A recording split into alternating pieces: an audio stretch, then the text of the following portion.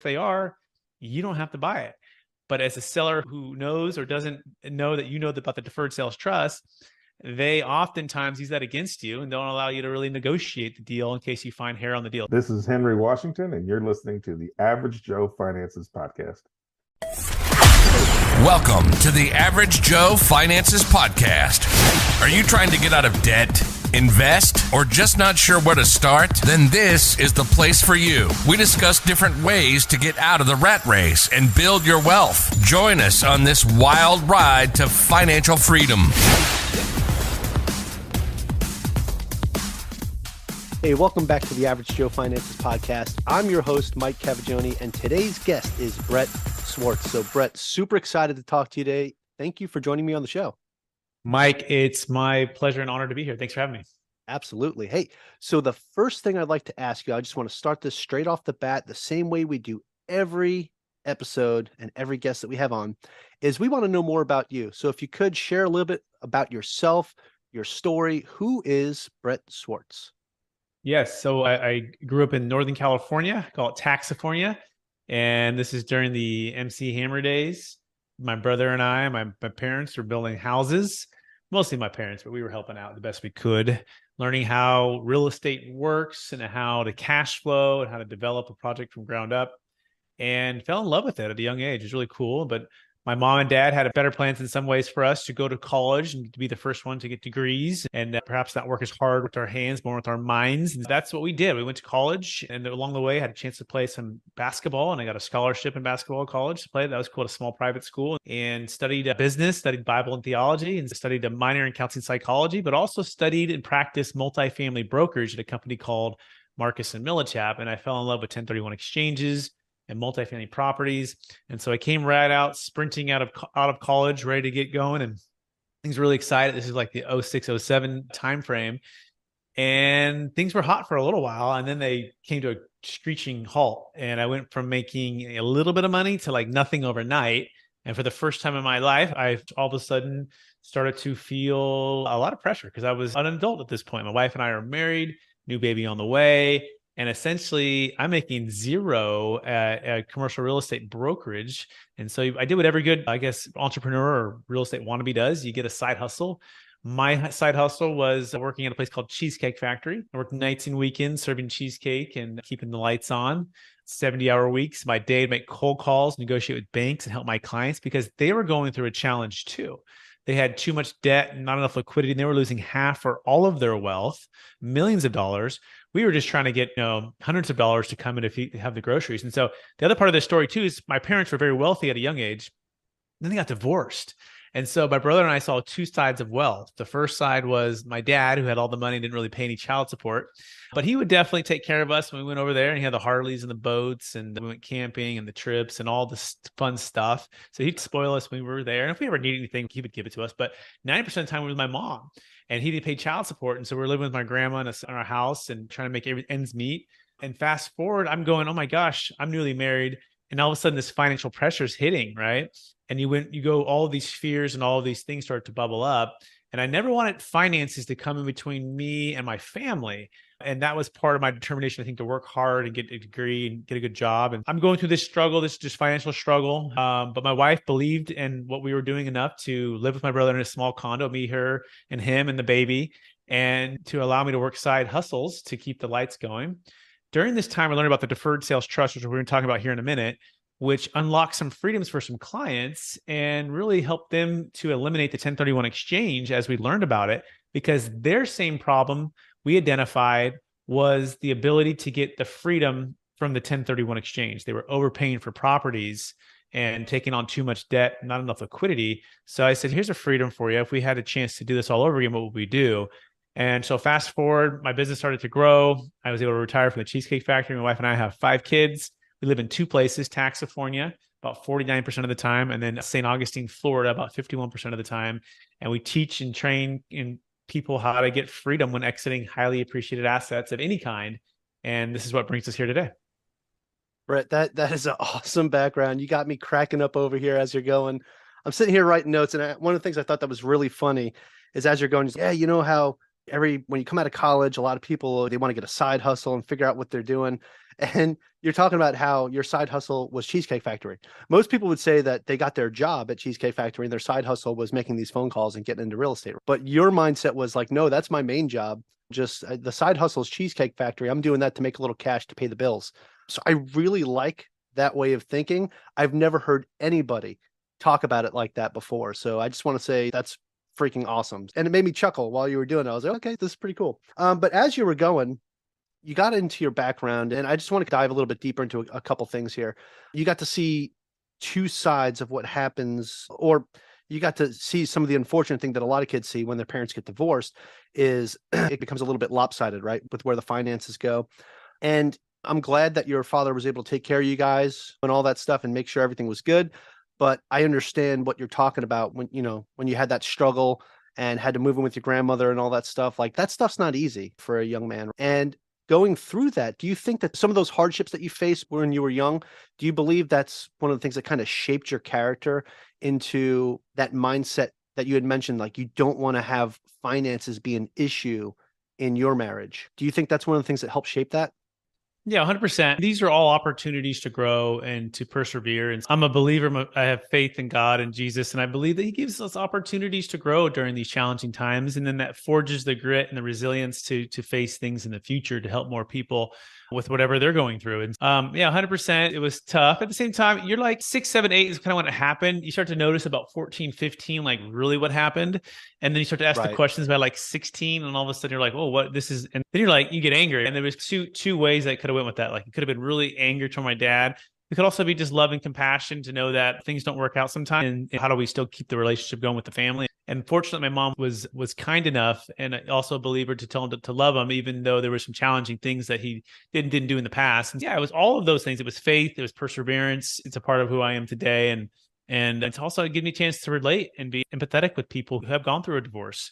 My wife and I have been married 13 years, almost 14 now, and it's been amazing. But it happens. 50% of all marriages end in divorce, and kids have gone through it.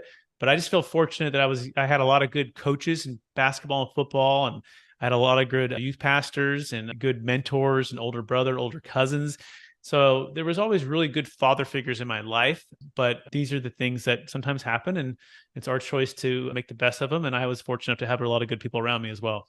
Yeah, Brett, I just want to say I really appreciate how deep you went on that and sharing something so personal. So for our listeners here, that's just amazing, man. So it gives us a really good background of your character and who you are, right? So I definitely appreciate that. Now, as you fast forward to when you were doing your internship with Marcus and Millichap, right? You started to see some of the things they were doing, right? You learned about the 1031 exchange. You learned about how people can save on taxes, not lose large chunks of their wealth because they made a sale of an investment property. But then you went a little bit deeper too, right? You talked about the Deferred Sales Trust, right? So I'd like to dive a little bit into that. If you could share with us, what is a Deferred Sales Trust? Because I hear that and I was like, I know what a DST is, but what's a Deferred Sales Trust? Yeah, we'll talk with kind of the big view, and then we'll get technical, right? So to me, it's the single best way to exit highly appreciated assets and really access 10 major freedoms that we're generally financially are all looking for. And most blockbuster ways of exit planning or getting out of assets provide some of those freedoms, but likely they don't provide typically more than 3. But we get to access about 10. And during that 2008 crash of 2011, that's when real estate really took a swing there. It wasn't until the bottom of 2011 that real estate was at the bottom. I started to actually see, feel, and touch the people who were getting hurt and hammered and crushed. And that's when you start to see it's not just 1031 freedom. It's not just financial freedom. It's also debt freedom. It's also diversification freedom. It's also location freedom. It's also obviously time freedom. It's also entrepreneurial freedom. It could be estate tax freedom. It could be partnership freedom. You start to add these things up, and everybody has something that they're looking for, some kind of freedom. And one of the biggest things that's a barrier to these assets being sold is capital gains tax. And it's somewhere between 25, basically, to up to 50% of all assets sold are going to be subject to 25 to 50% capital gains tax, depending on the depreciation recapture and the state in which you live in and all these kind of things. But that's a big amount, right? And in fact, the American Bankers Association did a study, and they found there's about 10,000 baby boomers turning 65 every single day in the US, and there's 77 million in the US alone. And they're retiring, right? And they are passing their wealth to the next generation. This is our parents to us in the next 20 years. And this is known as the largest wealth transfer in the history of the planet. So if you think about that one single concept right now, then you ask yourself the next technical question: how much of that wealth is tied into high-end primary homes in Hawaii, in the Bay Area, in New York, and major areas, LA, San Diego, Chicago? How much is tied into commercial real estate? How much is tied into private equity or businesses? And the answer is 50%. In fact, 50% of the total net worth of America is tied to illiquid assets that are highly appreciated.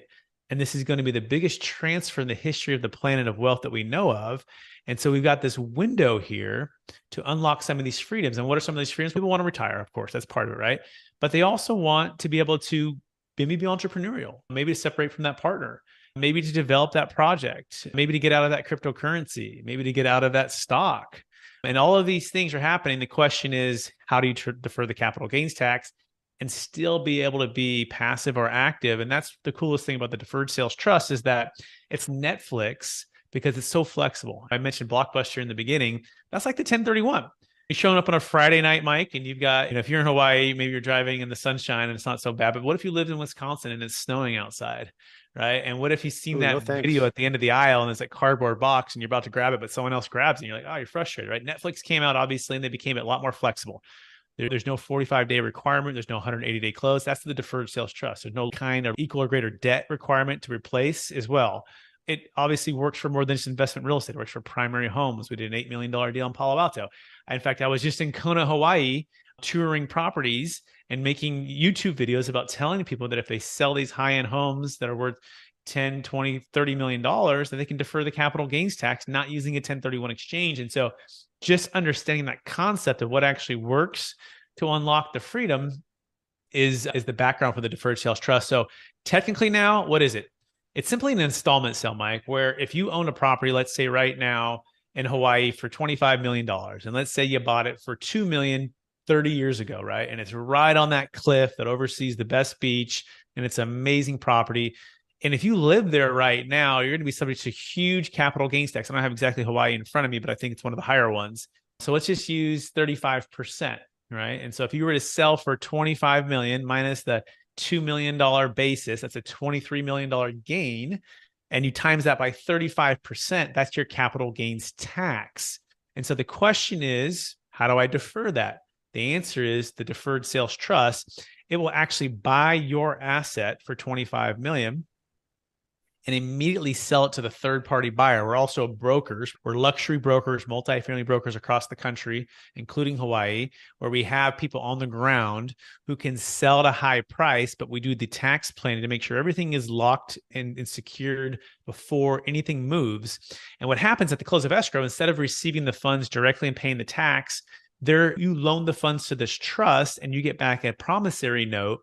And it's that separation, that delay of tax, the delay of payment, which creates what's called the deferral. It's the same way, same like a 1031 exchange. If you sent the funds to a qualified intermediary, then you delay taking constructive receipt or actual receipt of the funds. So long story short, these notes are structured at 10 years typically, and every 10 years you can renew for 10 years. You can pass it to kids. And most of our clients will just live off the interest payments. And they'll take slow interest payments over time, and they'll defer all 25, in that scenario, put all 25 million in the trust if it was free and clear. They'll defer all of the tax, and they'll just live off the interest, right? Which is really neat versus paying 35% of 23 million, which would be a much lower number. Yeah, you would lose over $8 million if you paid the capital gains on that. So that's definitely huge. Okay, now I want to get a little bit deeper into this because, I've had people on, we've talked about 1031 exchanges a couple times on the podcast, right? So my listeners, probably if you've listened to those episodes, you should understand that a little bit. With the 1031 exchange, you got 45 days to identify 3 other properties, right? And then you have 180 days to close. Now, you're saying with this Deferred Sales Trust, right, that you don't have to, there's no requirement for anything like that, right? Exactly. Let me tell you a deal story to bring this to life. And this is the single reason why I started this company. There's a few, but this is like the foundational part of why I started it. And it's the story of a gentleman in 2006 who sold a commercial asset in Minnesota for $20 million near the Minnesota Vikings stadium. This guy hates the stock market, loves real estate, loves 1031 exchanges. If you're a real estate person, you're like all of us who buy and sell real estate, love all of that. But for the first time in 2006, he looked at his 1031 binoculars. He's like, this doesn't look too good. Now, he didn't know 2008 was going to happen, but he just said, whatever it is, I'm either going to pay my tax, but I'm not going to overpay and chase these deals that these valuations make zero sense. And he goes, I'm going to try this deferred sales trust thing out. Puts it into the deferred sales trust. Where are the funds? Sitting in the bank, sitting in very conservative securities, okay? Not subject to huge crash of 2008 either. You can protect it and hedge it and protect it. We work with some of the best financial advisors in the world to help with this, okay? So he was conservative there. And in the meantime, what happened to the property that the buyer bought? 5 years later, that person got foreclosed on. The bank calls the guy who sold it up and said, the person who used the DST and said, hey, do you want to potentially buy back the property that you sold to that buyer? He goes, oh yeah, that 1031 buyer out of California for the high price. And he said, yeah. And they go, well, we just foreclosed on. He goes, what's the price? And they said about 60 cents on the dollar, about 40% less than what you sold it for. He goes, give me a couple days. And he was able to structure a new LLC, and the trust put up the money to buy that asset at 60 cents on the dollar. But here's the key. All tax deferred. He still hasn't used a 1031. He never used a 1031. He didn't. It's a completely different tax code, by the way. This is an installment sale based upon IRC 453 versus IRC 1031. There's IRC 401k. There's different tax codes that provide different types of tax deferral. So the way you structure it with the team is really the secret, right? And that's the nuance, why it goes back 27 years, thousands of closes, billions under management. But most people don't know about it because they haven't met us yet, although we've done lots of deals, over 20 no-change IRS audits, all the states, everywhere. So it works every single time, but it's proprietary, it's protected. But that single concept of selling high and buying low, instead of selling high and overpaying for a property, especially right now where cap rates are still pretty, maybe gone up a little bit, but interest rates have definitely jumped where it doesn't make much sense to buy. It just makes perfect sense. That's why the deferred sales trust is perfect for times like this. And we're just trying to get the word out to as many people as we can. Yeah, I'm hoping to help you guys get the word out. That's amazing. So with that particular situation, right? So he was able to create another LLC and then have funds from the trust go to that LLC to purchase that property. That's how that worked without paying any taxes on it. Yes, sir. Yes, sir. Man, you got it. You nailed it. That is super cool. That is super cool. Okay, cool. Yeah. So I guess I don't really know how much more I could dive into this, but I want to know more. So what is some other key benefactors that come with doing a deferred sales trust versus, let's say somebody wants to put it in a Delaware statutory trust? What is, because I mean, that you get like a pretty much like a guaranteed percentage, right? Now, what kind of, I hate using that G word, but what kind of like returns, like you said, people are putting them in here and they live off the interest. So what kind of interest rates are you guys seeing with that? Because I know with the DSTs have a good idea of what you're going to get back, but what about with this deferred sales trust? Yes. So typically it's between 5 and about 9%, depending on the risk tolerance of the client and depending how we structure the promissory note. Most of my clients are about 7 or 8% based upon their risk tolerance. And that's net of the recurring fees on average, over any 10-year period of time, not guaranteed, not promised. But here's the key part. And it's one of the major differences between the Delaware statutory trust is A, it's diversified. B, we don't have to buy a Delaware deal or put an interest into a deal within that 45-day identification, 180-day close, right? C, typically a lot of the funds are liquid. So we can jump on a deal when it makes sense. So by the way, we do Delaware statutory trust and they're part of the Delaware blockbuster family. And there's definitely reasons why a 1031 exchange makes more sense or the Delaware could over a deferred sales trust. But generally speaking, most of the time it doesn't for a couple of reasons. Number one, you have an old depreciation schedule. So one of the best ways to own and build wealth is to have something that provides offset of cash flow. We call this tax flow. For every dollar of cash flow, we want some tax flow, a loss on the other side to offset it. Okay, so it washes out. Guess what? In a 1031 exchange, your old depreciation schedule travels, which means what? You have lower or no depreciation, which means for the cash flow that's coming in, you're taxed. So Hawaii, New York, California, we're like the highest tax states, right? It's brutal. So you want to make sure that you're looking at your tax flow depreciation schedules. And if you want to do a 1031, you're going to have the old one, which is no good. The deferred sales trust, that asset that the gentleman bought back 5 years later with the trust by partnering with the trust to buy it back, He got a brand new depreciation schedule. You say, why? Because he didn't do a 1031 exchange. Oh, so he's outside of those rules. Yes. Okay. He bought it with a new entity, new money, and it's still tax deferred. So this is the cool thing about the deferred sales trust. Number two would be the Delaware Statutory Trust only works for investment real estate. It doesn't work for high-end primary homes, businesses. It doesn't work for cryptocurrency. We had a client who exited 5 million of Bitcoin before the crash at 54,000 a coin, and she was able to diversify that equity into a business venture, a tech startup company. So we call it the Go Fund Yourself, all tax deferred. She could also went and bought a multifamily property in Hawaii on the beach. She could have all tax deferred.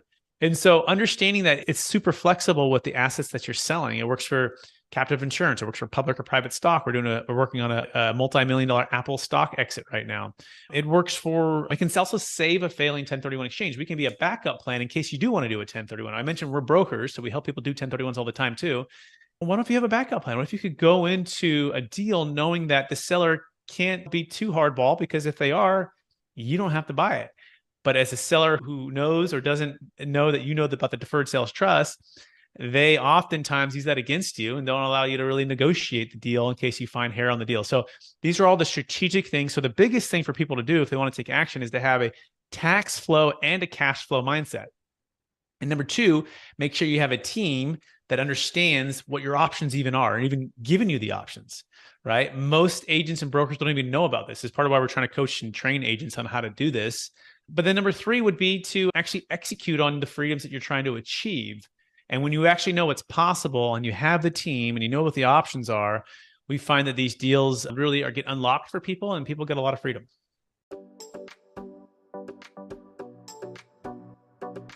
Hey everyone, Mike with Average Joe Finances. The Real Estate Wealth Builders Conference, aka RubeCon, is on for 2023. It'll be May 4th through the 6th in Phoenix, Arizona at the Sheraton downtown. I'll be speaking again this year and I want to see you there. This year I'm doing 2 speaking events, one about growing your investor network through podcasting and the other is about investing while in the military. We have some great speakers lined up, so you don't want to miss this conference. Visit averagejoefinances.com/RubeCon, REWBCON, or the link in the notes below and use promo code Mike for discounted tickets. See you there. Attention fellow real estate investors. I know you're tired of ineffective marketing strategies that leave your lead generation feeling like a bust. Well, I've got a great solution for you. I've teamed up with Ballpoint Marketing to bring you a fresh approach to growing your business. With their handwritten direct mail marketing, your business will stand out from the crowd. Their amazing writing machines will craft personalized messages for each of your potential clients, making a lasting impression and increasing the likelihood of them responding to your message. They even make pen smudge marks to add to the authenticity. And for those of you that are driving for dollars, one of their most popular offers are handwritten door hangers. Placed directly on the front door, these door hangers show a potential seller how serious you are. With Ballpoint Marketing, you can trust their marketing strategy will be both effective and unique, just like your real estate business. Use my coupon code AVGJOE for an exclusive discount. Don't miss out on this opportunity to grow your real estate business and generate leads. Click the link in my bio for more. Let's get back to today's episode. Yeah, Brett, that is phenomenal. As you're describing this whole thing, I'm just like, how come more people don't know about this? And I was checking out your website earlier. I was creeping on you guys, seeing what you guys had going on. And I did see some of the reviews and testimonials you have, right? And I actually recognized a lot of big names in multifamily real estate talking about your services. So I was like, okay, so this is like the real deal. Now, I wanted to ask you, I want to go back to that deal you were describing before, because you had mentioned how when you do a 1031 exchange, right, that depreciation schedule follows, right? So it's always going to follow to the next deal, to the next deal, to the next deal, and then you have nothing left. So you're paying full taxes on that asset at that point. Now, I know that because this doesn't fall under that same rule set, but how does somebody how did that guy actually go and take the money out of the trust to put it into the new LLC without there being some type of tax burden in that transaction? You know what I'm saying? Because he's moving it to a new entity, right? Yeah. So wouldn't that create some type of burden? Yeah, the answer is he didn't take it out. The answer is the trust joint venture partnered with him in an LLC. Where he's the managing member. He's putting the sweat equity. He found the deal. He sourced the deal. He's putting it all together. And like a silent joint venture partner, that he might get the money from Mike or Brett, he could also get it from the trust that owes him the money. So the key is he doesn't own the trust. If he owned the trust, he just sold it to himself, it'd be taxable. It's part of where our role comes in, and people might be curious about who the players are.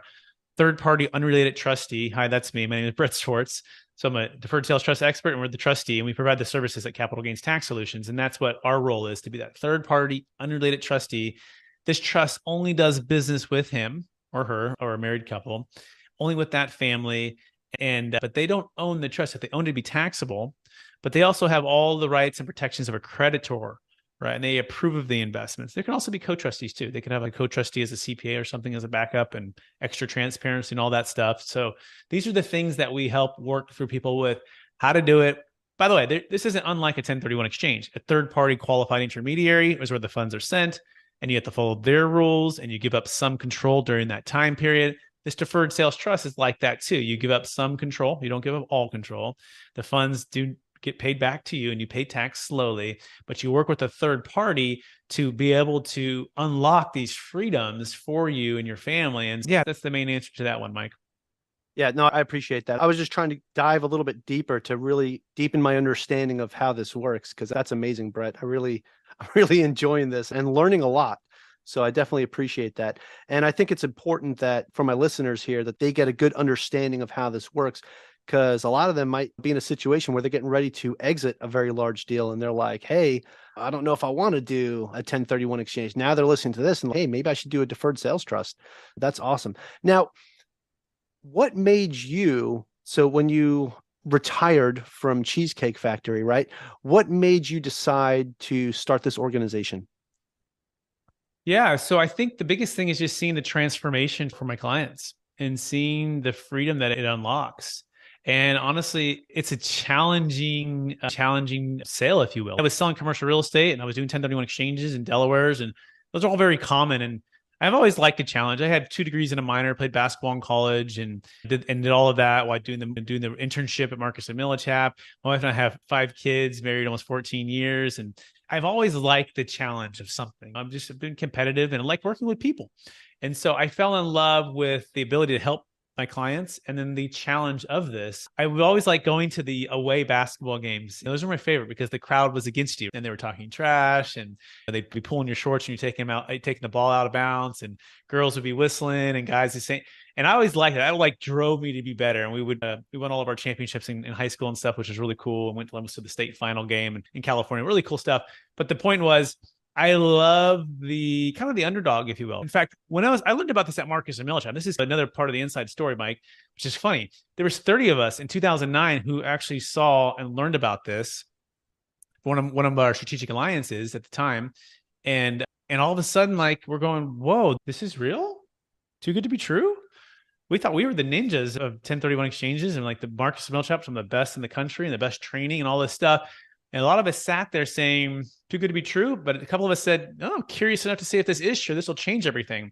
And that began the journey of studying and practicing it, and then meeting the genius behind it. I think he's like the Elon Musk of tax. His name is Todd, and he's one of our strategic alliances. And he does the tax work, legal work, the IRS audits, all of that stuff, right? Which is great. This is so important, the most important. I'm not the CPA. I'm not the tax guy. And so part of it was I didn't study to be that. I was just an entrepreneurial real estate person who fell in love with it. And part of that, I think, helps my clients too, to know that they don't have to be the CPA brainiac. We have that person to provide that. But you have someone who's been in their shoes, who's an entrepreneur, who has their own business, who's owned real estate, help people sell and transact. So all of the things came together, honestly. And yeah, we're very passionate about helping a lot of people. That's the story here. Yeah, I love that, Brett. Speaking of that, sounds like you put a really good team together, right? You found the right people to put in the right spots. So what does your organization look like today? Yeah, so multiple team members and growing rapidly, up to 8 with multiple strategic alliances. So 8 like direct with the team. And then we try to work and partner, strategic align with is a better way, the best financial advisors, CPAs, tax attorneys, luxury real estate agents, commercial real estate brokers, M&A attorneys. And so part of our vision is to train and coach and align with the top 10,000 across America of all of the ultra high net worth advisors. So all of the people I talked about, so that they understand and can unlock the deferred sales trust for their clients. We'll do the heavy lifting. It's just a matter of having the awareness of it and what's actually possible, overcoming the false beliefs that it's too good to be true. I would have known about it. How is know it's legal? All the stuff that comes up from everyone who looks at it. And then they actually look at it and actually talk to us and they go, oh my gosh, this actually is real. It's true. Still batting 1,000, by the way, in all the IRS audits. It's perfect. Multiple audits in California and across the country and federal and stuff. So that is our ever growing network, if you will. It's not just our internal team, it's the network. And that's also part of the integrity of the trust, by the way, too. It's not all in one house that is the tax, the financial advisor, the trustee. In fact, they all need to be separate to keep the integrity and also the transparency for everything that's going on. I definitely appreciate that. And I appreciate the transparency as well, because that's one of the things that kind of separates you from your competitors, right? Because here you are, you're providing the service, but you also have these third parties that are a part of it, but keep that whole cycle going smoothly, right?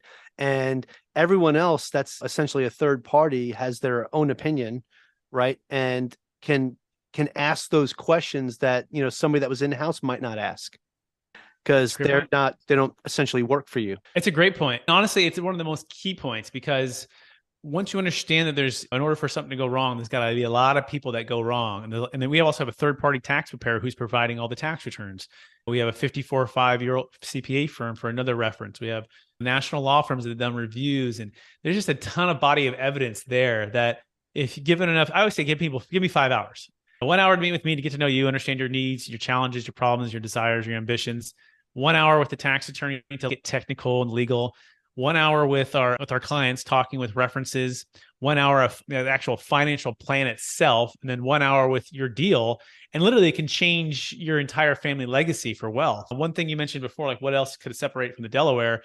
And the 1031, by the way, part of the challenge, part of the good things of 1031 in Delaware is that it maintains a stepped up basis. In the deferred sales trust, you lose the stepped up basis because you're going in an installment note, which is a downside for sure, right? But here's the other upside of the deferred sales trust. Plus, we can get funds outside the taxable estate, and we can eliminate what's called a 40% death tax, which has nothing to do with the stepped up basis. In fact, you can either have one or the other. You can have a stepped up basis, or you can get it outside your taxable estate, but you can't have both. And so we walk people through how to do this legally without having to give it all away to charity, without having to have 50 kids and gift it away, without having to buy a bunch of life insurance. Really nice way upon an exit to just be done with that challenge. And it's helping people understand that and seeing the professionals that are involved to everyone to work as a team, right? It's not just one person. And that's why it is a bit complex, because there's multiple parties. But when all of the puzzle pieces come together, and there's just a few, and people, once they spend time with us and then it clicks, they're like, okay, this is great. I'm all in. And then they're referring us all the business and we grow that way. That's our favorite way to grow, is through word of mouth. Awesome. Fantastic. All right. So Brett, I have one more question I want to ask you before we transition this to the final round. Okay. And it's a simple question, but you do so much, right? Like you've been able to grow so much from where you first started. And I want to know, why are you doing what you're doing? Yeah, I would say there's really two main ones. It's my faith and my family, right? My faith and believing that I've been given certain gifts. And these gifts have been given to me to be a blessing and help to others. And it's my responsibility to maximize these gifts and to bless as many people as I can with the gifts, and know there's a higher purpose for these. And as a part of that higher purpose is the battle for the wealth of America. In fact, it's happening right now, back to the biggest wealth transfer in the history of the planet. If you think about this, if people don't know about these legal tax deferral ways to grow your wealth, there's $32 trillion is the estimation that's going to transfer from the baby boomers to the millennials. And if that $32 trillion, I believe if it's with the government, no matter what side you vote for, it's going to be wasted away. They've already proven to us that they don't do a good job of managing capital or investments or being good stewards with capital. It's really a sad thing, especially these last 10 years.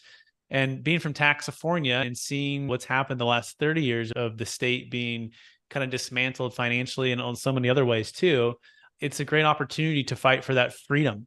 Because if that 32 trillion in the legal way can be with the entrepreneurs, the families, and the people who are creating jobs and providing housing, guess what? There's more freedom for everybody.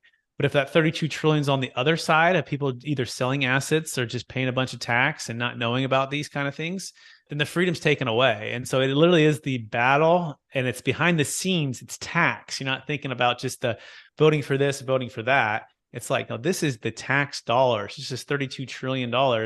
So that's a big part of it. And that's part of the higher calling piece of it, to be a part of something really big. And then the next one is my family, right? So I love my children, my wife, and the ability to be a great example for them, to show them I have an opportunity to help a lot of people and they can do the same thing. My wife stays home full time with our kids. That's part of our vision and our goal. She's been able to do it full time. She's living her dream of homeschooling our kids, which has been amazing, and being able to adventure and be half-time in Florida, half-time in California. Part of that vision is living 1,000 days in 100 different locations with the family, doing something adventurous or something new. So we're really focused on not just growing our wealth and our finances, but our wealth with our relationships and our family. So those are my two big whys. That's awesome. I appreciate that. We also homeschool our kids too, so that's pretty awesome. We have that in common. Okay, I'm going to go ahead and transfer this over now, or transition this over to the final round. It's where I'm going to ask you the same 4 questions I ask everybody that comes on the show. And it gives us a better idea of how Brett is under pressure with some pretty tough questions, even though they're not that bad. So you ready to go? Ready. All right, let's do it. So first question is, what is the biggest mistake you've made in real estate or business? Moving too fast without reading all of the contract. Well, it's not so much I didn't read the contract, it's that I didn't get third-party eyes on the contract. And let's just say trusting my gut too much. I'm pretty good at trusting my gut, but for sure, at least a contract or two, I probably was taking action too quickly. My personality type is a driver personality, and I take action and I go. Probably should have slowed down on that, had someone review the writing and not just trust the relationship that it would all just work out. So that would be my biggest mistake for business. Okay, awesome. I appreciate that. All right, Brett, what is something that you've learned that you wish you knew when you first started? I think when you say first started, I would go back to high school. I think that's when I got somewhat more serious about life. College for sure. You start to kind of really think about, what am I going to do here after high school? And I would say, I wish I would have had someone teach me the concept of learning to work harder on yourself than you do on your job. During high school, it was about getting the A's and the B's. It was about making the teams and then trying to get a scholarship. It was about trying to be on the starting team and being the most valuable player, or whatever that external thing was, right? And those things are fine. There's nothing wrong with those things, or getting into college. These are all good things. But they were the minor things. They really were. The major things were working harder on myself. And someone would explain the concept of personal development and leadership, the concept of even more so with cash flow and building businesses like Rich Dad, Poor Dad. We had a good mom who taught us faith. And so that was definitely amazing. No complaints there. But it would have been more about personal development and leadership and development and working harder, learning to work harder on those things: faith, finances, fitness, personal development, rather than just the job. And the job at that point was get the degree or graduate from high school, get into college. That was make the team, which was just more temporary stuff. Okay, awesome. Definitely appreciate that. This next question, Brett, ties into that last one. Actually, it ties into the last two. And that is, do you have any tips or tricks that you would recommend to someone that is just getting started out today? Let's clarify, start out in what? I'll just take the one as like an entrepreneur. Starting out as an entrepreneur or real estate investor. Yeah. So as quickly as you can, hire an assistant. It could be virtual. It could be local, whatever, to do the things that aren't your natural gifts and strengths, and to take off of your plate so that you can go maximize your potential. So I wish I would have done that way earlier. I did too many things solopreneur for too long.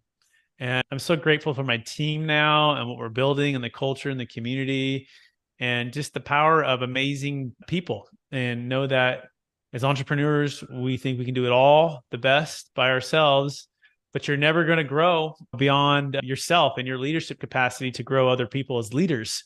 And so I would have just gone that earlier. Even then, if I couldn't afford it or didn't think I could afford it, or all of the excuses or the fear or the time or whatever, just go hire and bring in great talent, mentor, coach them, and delegate the things that aren't your natural strengths. Absolutely love that answer. Delegation, outsourcing, all of those things are huge. I know as soon as I hired my first assistant, it changed my life. Honestly, I was able to free up a lot of time that I didn't realize how much time I was wasting on certain things as a solopreneur, like you were saying, right? That's definitely fantastic advice. I appreciate that. All right, Brett, final question of the final round. And that is, do you have a favorite business, investing, or real estate related book or podcast or both? Yes. Right now, the favorite book, and more so the masterclass on the book, is by Chris Voss, Never Split the Difference. The masterclass is called The Power of Negotiation, I believe. And by far, it's so deep, so rich, and also so practical to everyday communication, everyday relationships.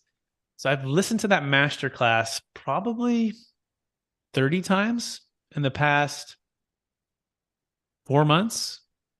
Read the book the first time a couple of years ago, listened to the audiobook again, but watching it on video and seeing like the live masterclass. So I'd highly recommend going beyond just the book, getting the masterclass. It's like an app you can download. I think it's $170. Literally, it's the only masterclass I've watched. Oh, there was a second one I watched on there.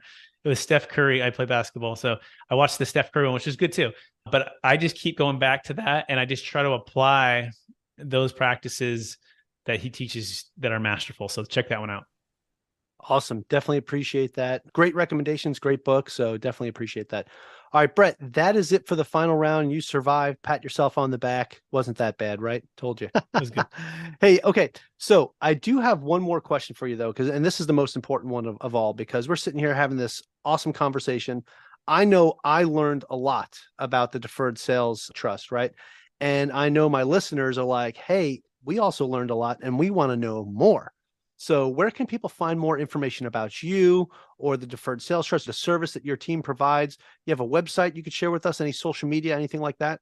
Yeah, it all starts at capitalgainstaxsolutions.com. And if you also search Capital Gains Tax Solutions on YouTube, iTunes, Spotify, you can find the podcast. YouTube has a ton of playlists. 1031 exchange versus the Deferred Sales Trust, the Delaware Statutory Trust versus the Deferred Sales Trust, client deal stories, testimonials, the how-to, breaking it all down. It's all there. Just go to my YouTube channel, and then you can download our free ebook by going to capitalgainstaxsolutions.com. We have a new book coming out, and this is the pre-copy. It's actually going to be called Building a Capital Gains Tax Exit Plan. We changed it to make it a little more specific. It's kind of a long title, but we have Kevin Harrington from Shark Tank in the book, which is really cool. Mike, they said to get in room with people that are really smarter than you. So I got in the book with Kevin and a few other really smart multifamily syndicators, financial advisors in the book. And this whole book is really for you if you're looking to unlock your ideal wealth plan when selling assets of any kind for yourself or your clients. Also my story to the DST, kind of like DST Inner Circle Secrets. A lot of great content. We leave it all out in the book here. So you're going to be excited to pick up one of those. Come on Amazon in about 30 days. And the last thing I'll extend to is a consultation with myself or one of my team members. If you are selling an asset of $1 million of net proceeds or net gain, then you qualify. Anything smaller than that is too small, unless you have two at $500,000 each. And then you can qualify. And you can go to capitalgainstaxsolutions.com to get that free consultation. And that's all I have. Those are the main places, Mike. Awesome. Thank you so much, Brett. This was amazing. I had a great time talking with you. Again, I learned so much, and I greatly appreciate you taking the time to talk with me today, man. This was fantastic. My pleasure. Thanks for having me. Hey, awesome. And hey, to my listeners, thank you so much for joining me and our special guest, Brett Swarts, on the Average Joe Finances podcast. Go leave us a 5-star review and tell us what you liked about today's episode with Brett. Aloha from Hawaii, and have a great rest of your day.